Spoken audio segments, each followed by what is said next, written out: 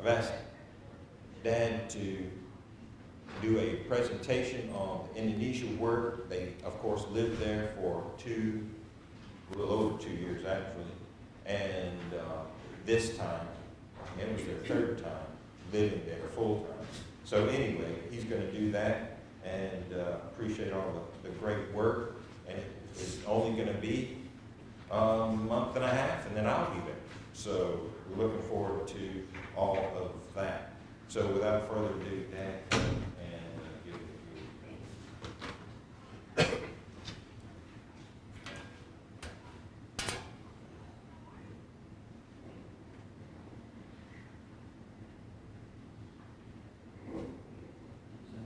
That's it. Justin? Yep, that's good. Good morning. Appreciate your support of this work. We have been grateful for you and many other congregations. Actually, there are 28, at this time, 28 congregations and about 20 individuals who support the school regularly or with one-time contributions during the year. And so this is the first report I've made in quite a while, and it will evolve. But we've got 28 reports to do to 28 congregations and over 10 states. So we're looking forward to that. But we'll need to be reporting personally in the future. When the Apostle Paul and Silas completed the first missionary journey, and the latter part of Acts 14, it says they went back to a sponsoring congregation, or the congregation that sent him out with the elders there, and reported to that congregation about how the work that they had done and how God had opened many doors for them. And they were encouraged and uplifted. And then as they, in chapter 15, as they began to make their way to Jerusalem for what we call the Jerusalem Council, to deal with the issues of the old law being done away with, the circumcision, they stopped by congregations along the way and reported. So what I'm doing is biblical, and we certainly hope that you'll be encouraged by the things that you're supporting through us in this work. In 1998, I believe it was, Brother James Andrews invited us to come to join a campaign team to Jamaica. And we started going to Jamaica, and it wasn't long before I was leading teams to Jamaica. And that was the first foreign work that we had done. While we were in school, we wanted to do some foreign work, but didn't have the chance. And of course, it gave us opportunity to push our kids off on the grandparents so we could get away from them. Valerie mentioned that last week. I told you. So, but we got a lot of experience this way. A lot of experience in Jamaica. And a lot of experience and information. They go in that classroom, Chad. And so, okay. You guys will have to listen to me and the Indonesia work this morning. I'm really not going to be talking about the cannibals and the fact they eat cat and dog too much, but I'll get to the work. And it whet our appetite to go into the farm field by doing the work in Jamaica for about 8 years. And so in 1987, we moved to Indonesia. Byron was 13, brother 12, and sister was 2.5, 3 years old. I just got to work. And we moved to Jakarta. And once we endured the culture shock, we began to work and learn the language and do many things. We didn't want to go to a foreign country and only work with a congregation. We had seen what that is about, and we wanted to go and establish a preacher training school so that we could work with many congregations and have an influence over a large group of brethren throughout the country.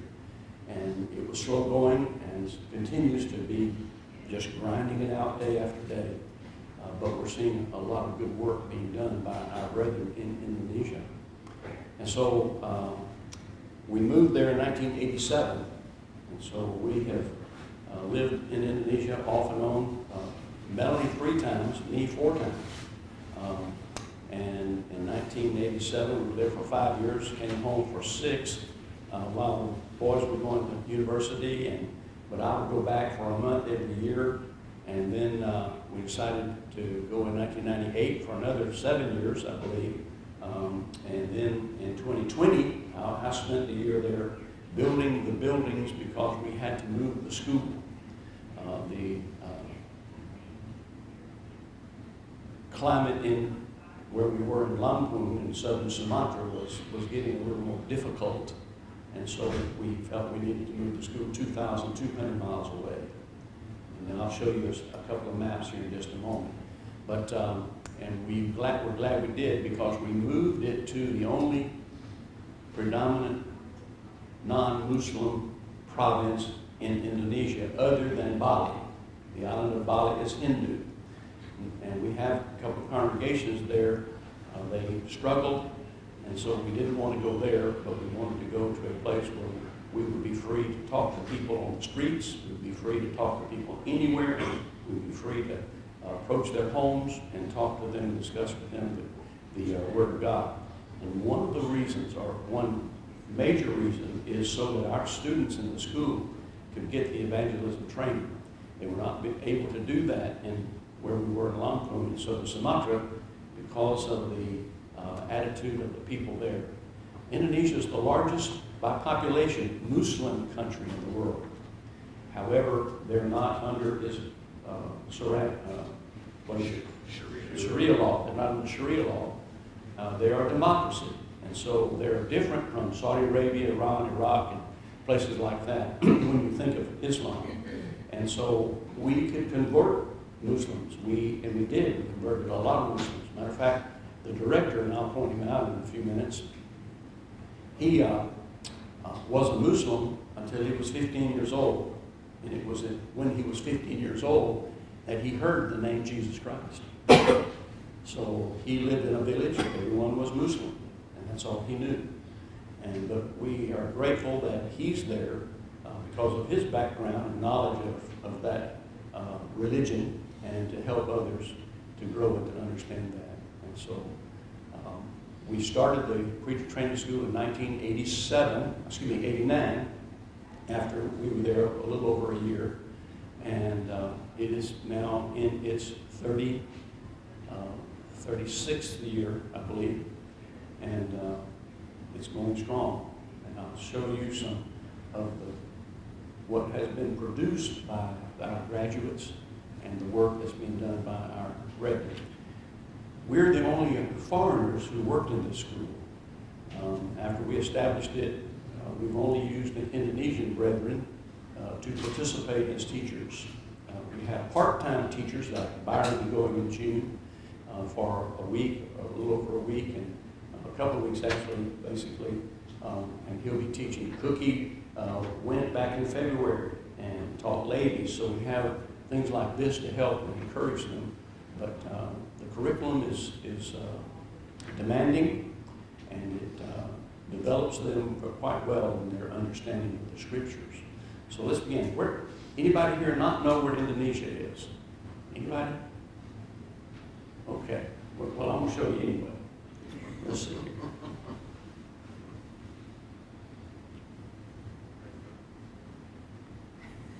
Oh, got to turn it on. Yeah. Have to turn it on. Yeah. And then the right. What you did, that's the Indonesian bell. That's the Indonesian bell. Yeah. Okay. There. All right. You'll see a box up there, and that's where Indonesia is. If you look all the way to your left, you see the United States. At this moment, Manado, where we were living for 2 years, is exactly 12 hours ahead of us. So you see, we lived in the future. And then when the time changes, of course, kind of give us a little bit of a problem. This is Australia. This is the island of Papua New Guinea, but the western half of it belongs to Indonesia. So this island is cut in half, and it strings along the equator about 2,500 miles. And there are 17,000 islands, and about 3,000 of them are considered inhabited. They do not have hurricanes, as they call it something else in Indonesia, typhoons. They call it typhoons. I couldn't think of the word. They call it typhoons. Japan and the Philippines get those, but Indonesia does not. We get earthquakes and volcanoes. There are 130 active volcanoes strewn across Indonesia. And as a matter of fact, Alex, the director of the school, told us just last week, or week before last, they had 7.6 on the Richter scale earthquake. About every week we would be shaking around because it is on what's called the Ring of Fire. And the Ring of Fire runs from Japan, it runs down through here, it comes back around through here. This is the Ring of Fire, if you've ever heard of that. And so very active, and this is where in 2004, when that tsunami took place, it took place on the northern tip of Sumatra, killed over 200,000 people on the northern tip, and of course all this is the Bay of Bengal. You've got West Malaysia, Thailand, Burma, Bangladesh, and then India, and it was a very destructive shifting of the plates, and it had tsunamis that just simply, it looked like the atomic bomb had gone off. And so we were at home that time.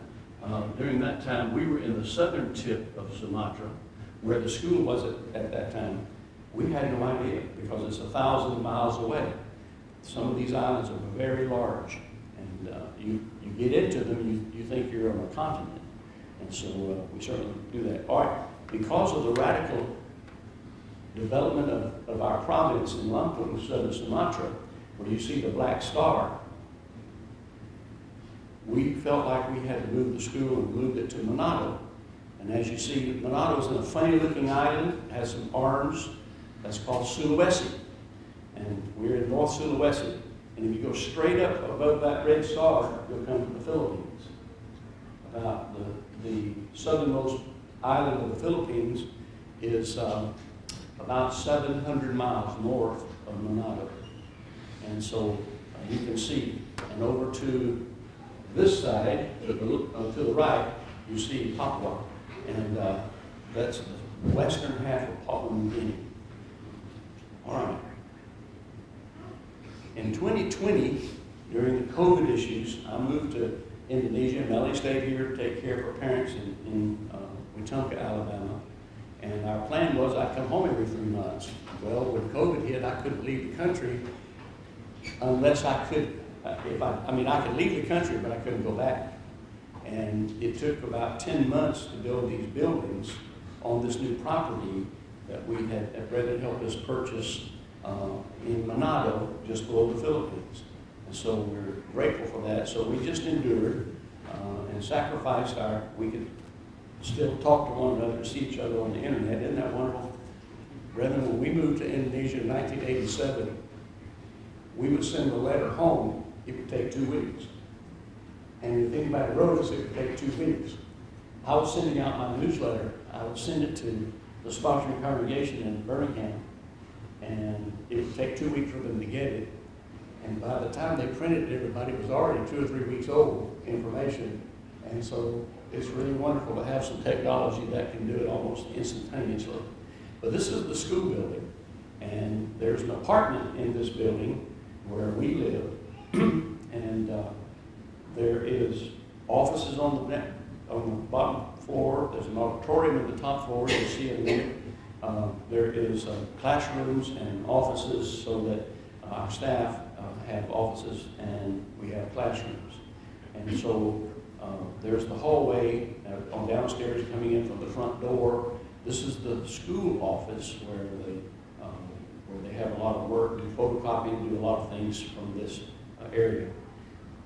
The director, this is his office, and each office that we made, 3 offices of the 4 downstairs, each has their own bathroom. And that's kind of a custom in Indonesia. And also, when we have seminars and brethren come from other islands over and spend several nights, they sleep on the floor in the offices. They have bathrooms, they take baths and whatnot, so it expands our, we don't have to get hotels, and we certainly don't want to do that anyway. But this is the library. The library, you see most of this room, and our apartment is the same size as this library, just above it, and on the second floor where we live. And this is the school kitchen, and one of the things that I was there to do was to Americanize this building. When I say Americanize, at least do better, because they would put in any building, wherever you turn the light on, that would be a plug-in, and that would be the only plug-in in the whole room. So I have plug-ins everywhere, and also so many other things. And so there are plug-ins along that wall, along these walls, so they can use plug-in appliances. Just on the other side of that wall is the kitchen. This is the dining area, and as you can see, it's well used. And this is the back side of the school building. And I want to point out a few things. The second floor, our apartment starts right here and goes to here on this corner. This building here goes back beyond the other side of this school building, and half of it, exactly half of it, is an apartment. This is the apartment side, and the other half is the girls' dormitory. So the girls' dormitory, you can step out the kitchen, back door of the kitchen, and you can go to the girls' dormitory, or you can go into the apartment. The apartment is for staff, for one of our staff families, and the girls' dormitory. So they're right there at the kitchen area. And this is, when you walk in, you come in, and there are 4 bedrooms in this big, large room. And you can add to this room. And of course, you can see the bedroom to the right. The doors are toilets, and they have a little bit of a kitchen, a small kitchen here, right here. So on weekends, if they want to cook something there, instead of going to the cafeteria, they can do that. Because of the number of men in the school, we had to add this part of the men's dormitory. We had to add this. This is the other building. Half of it is an apartment where staff lives. The other half is just the same size as the girls' dormitory, except there are no bedrooms. They sleep barrack style, and just like this. And so we had to add room, because at times our classes get large, and sometimes our recruitment is down and it gets small. But we had to do that, and so that's been done. The director is his house on the property, and he lives just out the front door of the school building.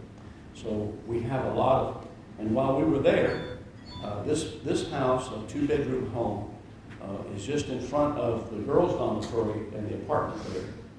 And one of our staff will move into that. The reason that we're trying to get as many of the staff living on campus as possible is because of mentoring. We could spend the rest of the time talking about the problems of their culture. And when you stop and think about the idiosyncrasies of each of us, there are things that we do or think because of the way we were brought up.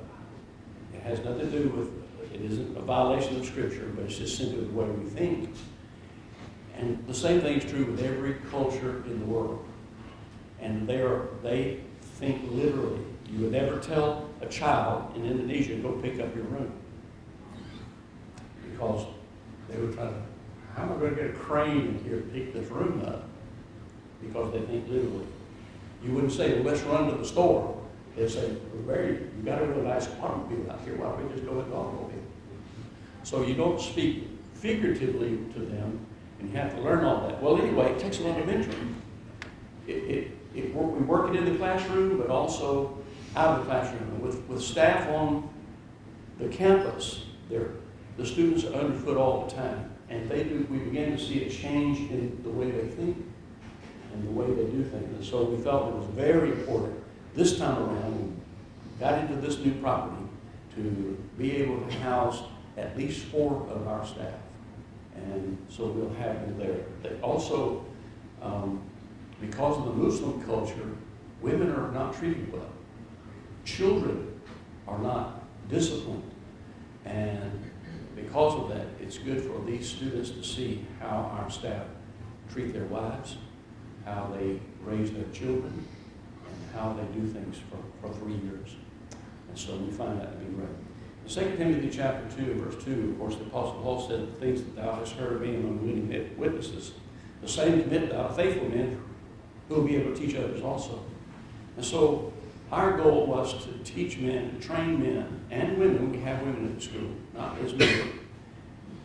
But we want to train them to do and to lead congregations and to do the work of evangelist in every aspect of it.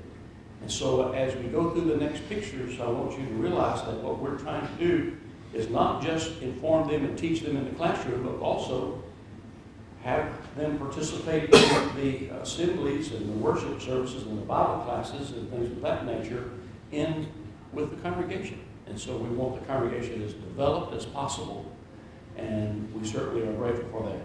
Now this is the staff, and Brother Alex Daniel is sitting on the left side over here, and he is 65 years old, and he has been, after I was the director for the first 2 years of the existence of the school, and he's been the director for the past 36 years, but I guess it's 38 years that the school's been going. And we have some young men we have recruited who have been through the school, who have taken extra courses, and they're being brought into the curriculum to teach. Now I've got Timbo over here to the right, up in the top corner. He wasn't there when I took this picture back in February. But so this is our staff, and Timbo teaches 1 and 2 courses a quarter because he still lives in Sumatra. And his wife she's a headmaster of the school, and she is, according to their culture, the government paid for her education, so she has to work for the government.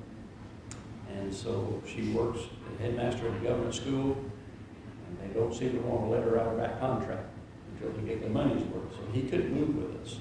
And so we tried it didn't work, so he moved back, and he's doing a great work there. Started a congregation, teaches fishers of men. All of the staff teach fishers of men and do very well with it. Here's the student body as of right now. Last July, we did not have an enrollment class. Didn't have a class with anyone enrolled, and that happens sometime.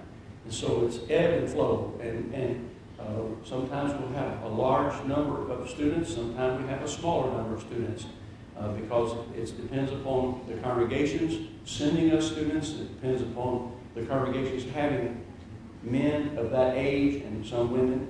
And we have 3 sisters in the school right now. So you're only looking at 2nd, 3rd, and 4th year. We have a master's degree, and those we invite to stay can take a 4th year at the school. This was 2 years ago, as you see, a much larger class, and this doesn't include the girls in this, and I think there were 5 girls. So it just comes and goes as we have the ages. And of course, again, that same class, and they're the young ladies in the class as well. We're happy to have the ladies because they marry the men, some of them do, and this is very good when they go out together, work together in the mission field in Indonesia. And especially they're working in places where they're predominantly Islam, but they do very well. Brother Carlos is a part-time instructor. We have a few part-time instructors, and he's teaching here in the classroom. Brother Saibud is a graduate of the school. Both of these men are graduates of the school. And we bring him up from Java and Surabaya for a couple of weeks from time to time to teach a special course. So all of this goes into training and teaching the Bible in the school and in the work that we're doing. Sister Lika, she teaches the students English, and she lives there in the community. And a member of the church. Students do a lot of work in our library. We're fortunate to have a good library, and there's a lot of research that we ask the students to do for a number of reasons to help them. Here's a picture with Cookie, and now during the week when Cookie was there back in February, during the week this is basically her class, and she taught in the mornings. The ladies and the back row have students, but they also have members of the church, local members of the church there. And so we're happy for that. And then we went to Jakarta, and Cookie taught the ladies from how many congregations, Melanie? 7 congregations from 2 islands, Sumatra and the mother's Java. And so she did a great work there. And we were happy. And they invited her back. So, and we constantly are, as often as we can, at least once a year, we try to have brethren from the States come and offer their experiences through their teaching, because how we teach is what we've experienced and from teachers that we've sat at their feet. And so this was important. Brother Terrence Bradlow of Indy is one, and Tom Moore. Terrence is in the middle. They're elders of the sponsoring congregation that sponsors our work. And so I'm grateful that the sponsoring congregation came out to see the work and to be a part of it physically, not just long distance, and that's so important. I don't know what that other guy's name is. So when they came out, when Byron and they came out, we started into a weekend camp. And so we do all kinds of things to initiate venues so that as many brethren from the area and distance as well as near can come and participate, hear lessons. And this particular, let me go back, this particular camp was on the Christian home. And so many of the members who came in from distant areas in India had never heard lessons on the home. About raising children, about dating, I mean so many things, how to treat your wife, how to treat your husband, and so forth. And they were ecstatic about hearing these lessons and learning of these things in that way. And of course, Byron will be doing a lot of this over the years as we go continue. And he's getting ready to teach a class here in the classroom. Brethren, I remember 30 years ago when we would have these things, there would only be 5 or 6 or 7 people in the room. How we get it.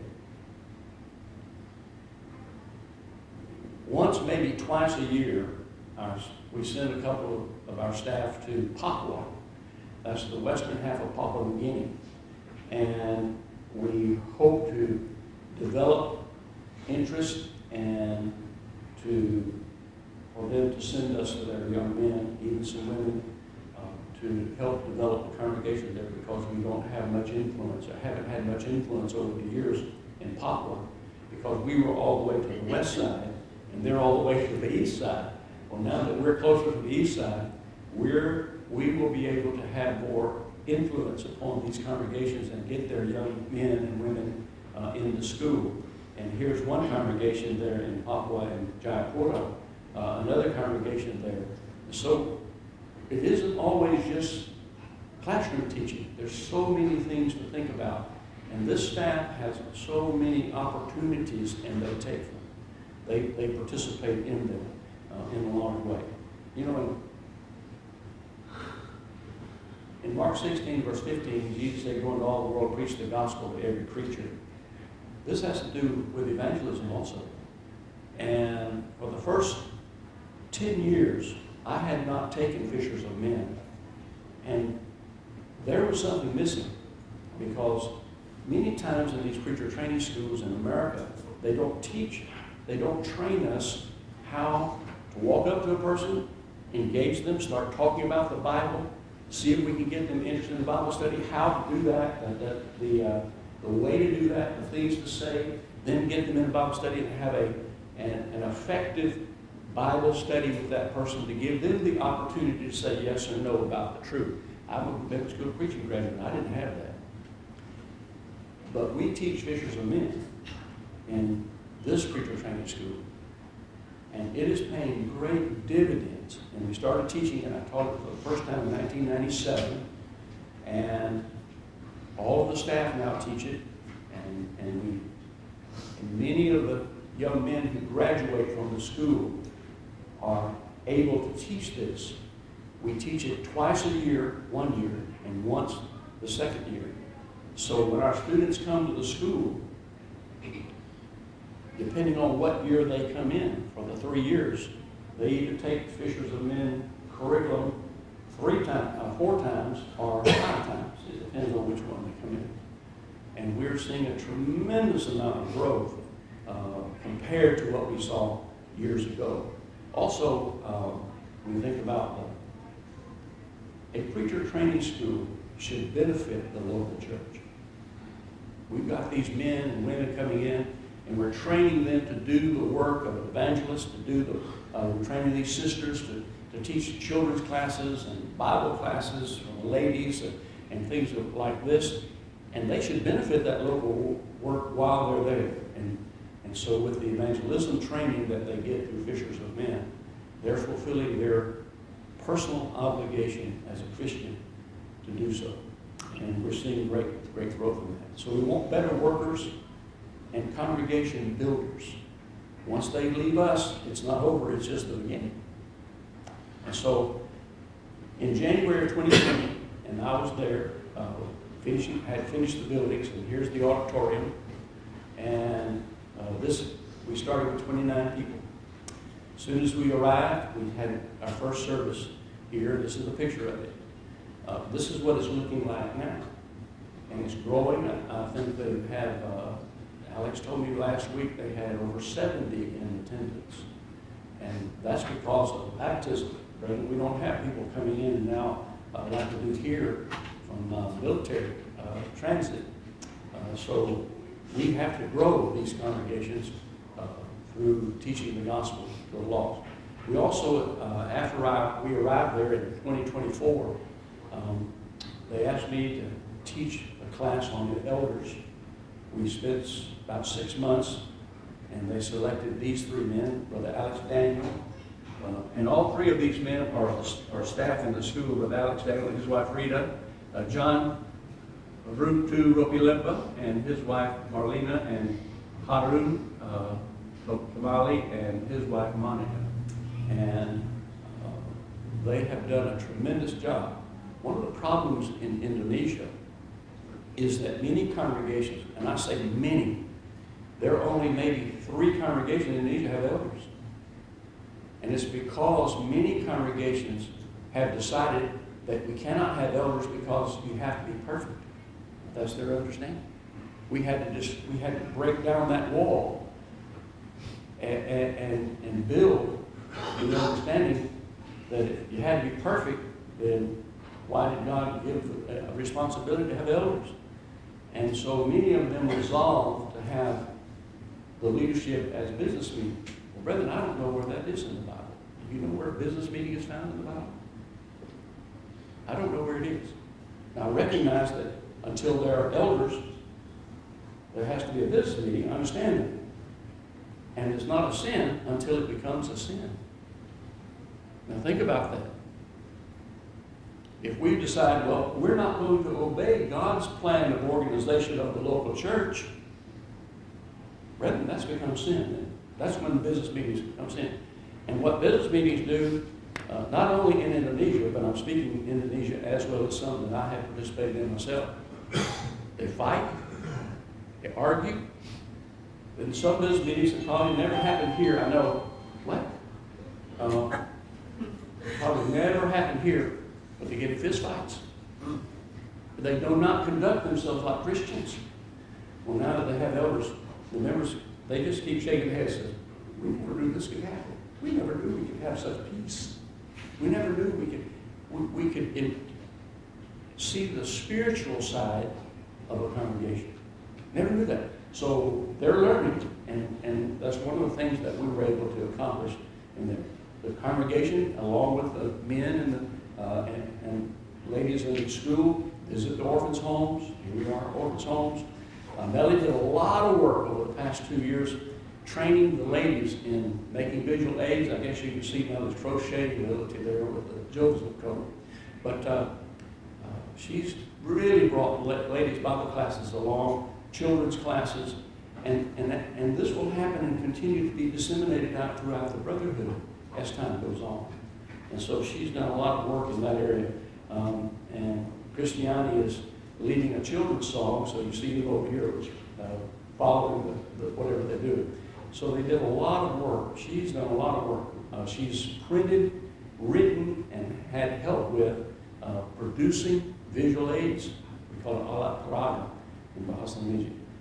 And teaching children's classes, which they did once in a while. And if there wasn't but just a couple, we may have done it, may not have done it.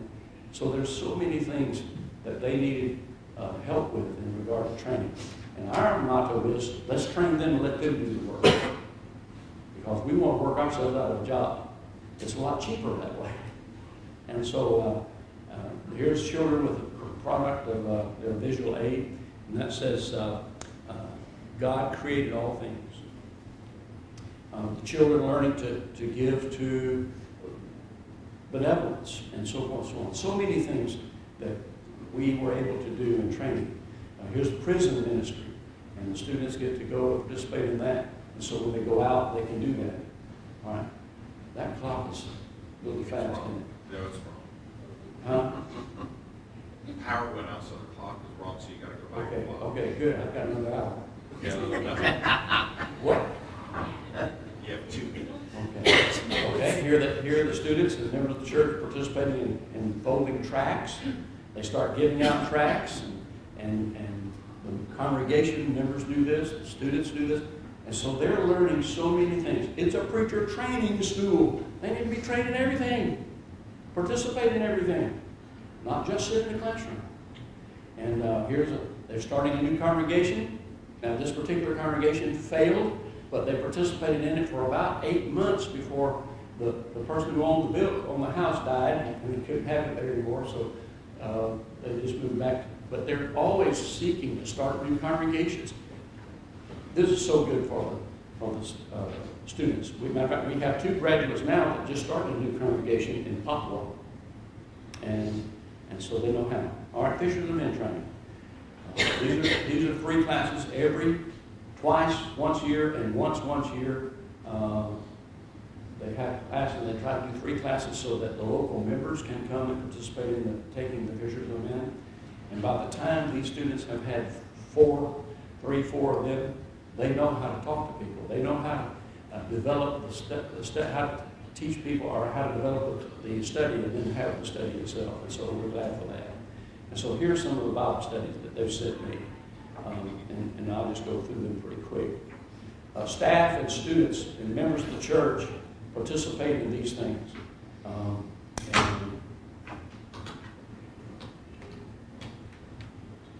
And then the next thing you know, they start having baptisms. I know that I do not have all of the pictures of what this congregation has done in baptizing.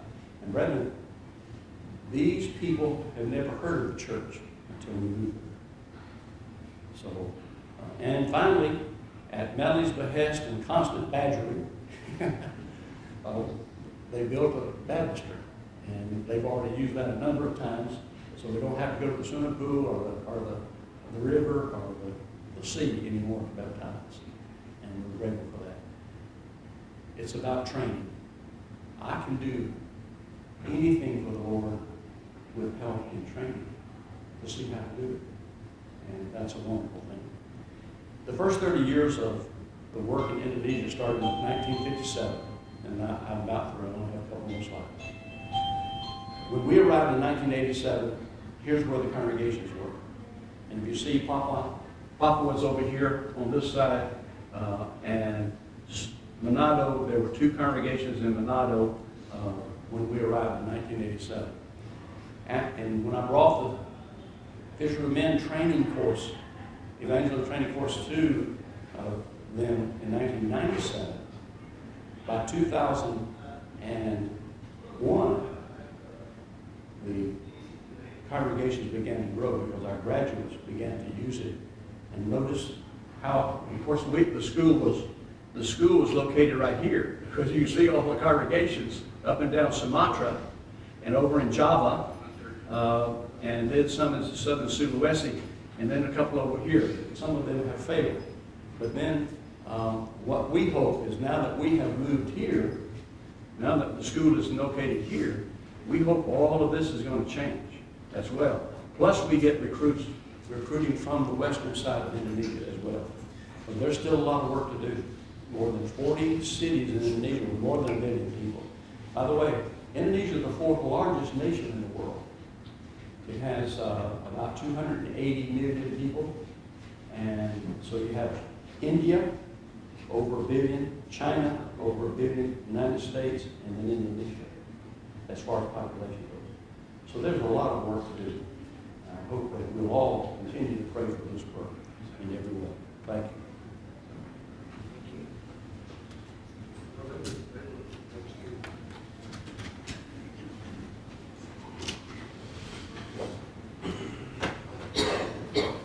Good thing is, President.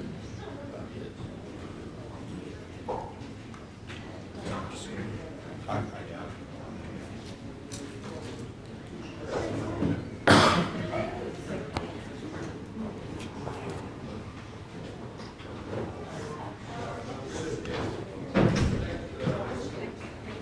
So this